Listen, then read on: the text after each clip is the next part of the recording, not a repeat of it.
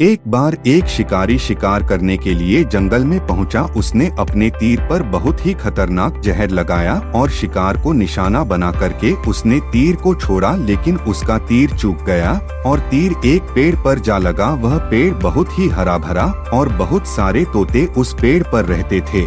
जैसे ही वह जहरीला तीर उस पेड़ पर जाकर लगा, वह पेड़ धीरे धीरे सूखने लगा और उस पेड़ पर जो भी तोते रहते थे वह एक एक करके उस पेड़ को छोड़कर जाने लगे।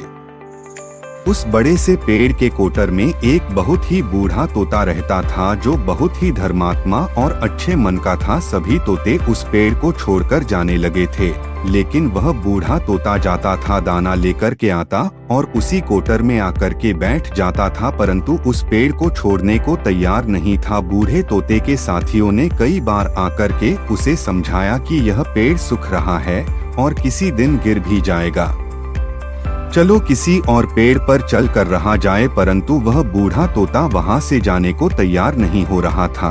अब यह बात देवराज इंद्र तक पहुंची। उन्हें बताया गया कि एक तोता है, वह जिस पेड़ पर रहता है उस पेड़ पर एक जहरीला तीर लगने के कारण सूखने, गिरने और खत्म होने के कगार पर आ पहुंचा है और एक बूढ़ा तोता अभी भी वहीं पर रह रहा है। वह दाना लेकर आता है और वहीं पर रहता है, जबकि उस जंगल में बहुत सारे पेड़ हैं, लेकिन वह उसी पेड़ पर रह रहा है।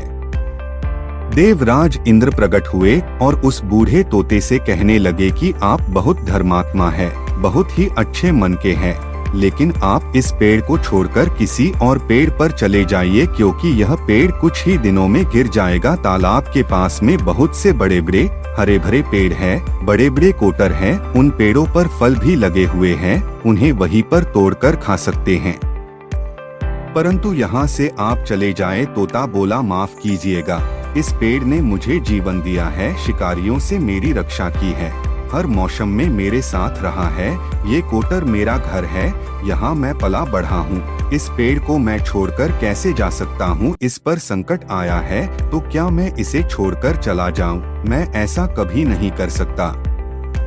देवराज इंद्र तोते के इस बात से बहुत ही प्रसन्न हुए। उन्होंने तोते से कहा, मैं आपके इस बात से बहुत ही खुश हूँ, मांगो जो आपको मांगना हो। उस बूढ़े तोते ने कहा, मुझे बस इतना मांगना है कि जिस पेड़ ने मुझे जन्म दिया, जहाँ मैं रहा पला बढ़ा, जिसे आप मेरा जन्म भूमि कह सकते हो, आप इसे फिर से वैसा ही हरा भरा कर दो जैसा यह था।